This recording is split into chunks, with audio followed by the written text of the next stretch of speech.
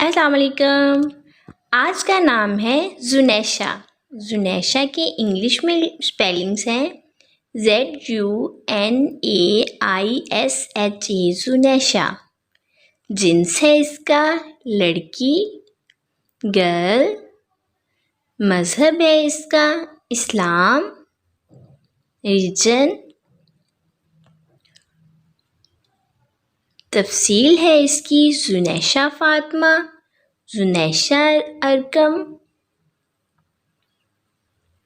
मायने है इसके खुदा का तोहफ़ा। माशाल्लाह।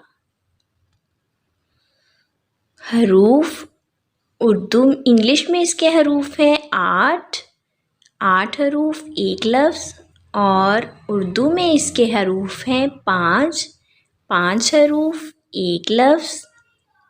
Thanks for watching. Subscribe my channel for more videos.